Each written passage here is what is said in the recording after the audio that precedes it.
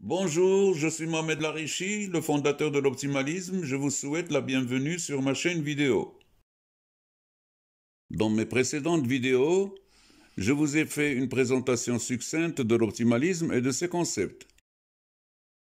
Aujourd'hui, je vais vous parler de mode de développement. Mais avant d'aller plus loin, il est important de faire la distinction entre développement et mode de développement.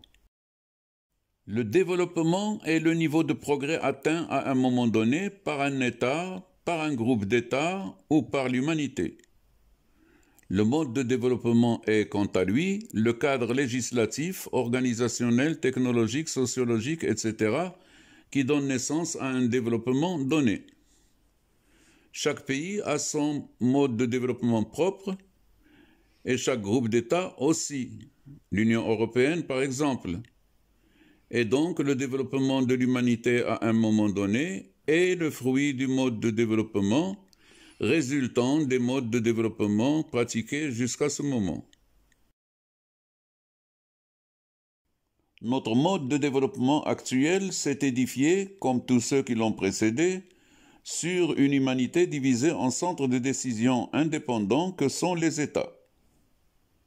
À cette différence près que depuis la création de la SDN puis de l'ONU, il montre une orientation toutefois timide vers une gouvernance mondiale sous un seul État, l'État universel. Orientation dont témoigne la création de l'OMS, de l'UNESCO, de l'UNICEF, de la FAO, de l'OIT, etc., et du développement durable. À l'heure actuelle, où l'intérêt particulier prime sur l'intérêt général, où chaque État cherche son intérêt propre au détriment de celui des autres États, et où nous sommes encore loin de l'État universel, le mode de développement de l'humanité n'est pas suffisamment efficace pour relever les défis majeurs, présents et futurs. Le mode de développement idéal pour l'humanité est celui qui produirait un maximum de progrès et donc un maximum de BE.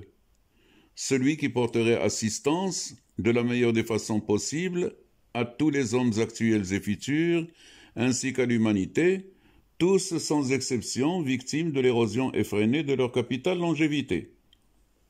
Car par la pratique d'un mode de développement donné, nous programmons en quelque sorte la mort de l'individu et l'extinction de l'humanité. Autrement dit, nous sommes et nous serons toujours responsables des manques à gagner en longévité de tout homme actuel et futur et de l'humanité. Pour prétendre être idéal, un mode de développement doit avoir un certain nombre de caractéristiques. Il doit notamment être global. Il doit prendre en compte tout problème lié à la gestion, à l'organisation et à l'activité de la communauté humaine. Il doit être performant. Sa pratique doit générer un maximum de progrès, garant de longévité et de bien-être maximaux. Il doit être irréfutable. Il doit faire preuve de neutralité en se basant uniquement sur la déduction logique, loin de toute influence partisane et de toute passion aveugle. Il doit être orienté. Il doit être la politique à mener sur tous les plans, pour nous rapprocher le plus rapidement possible et le plus près possible du modèle de société cible idéal conçu par tous pour le BE de chacun et de tous.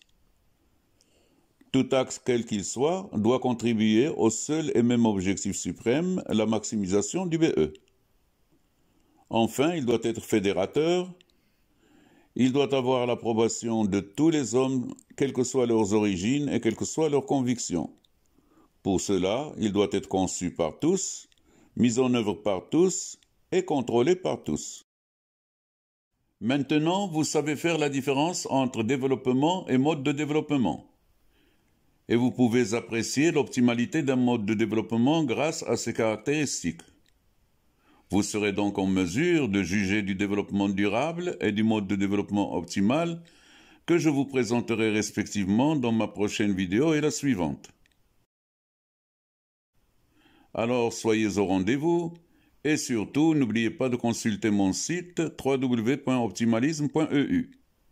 Vive l'humanité, vive l'optimalisme!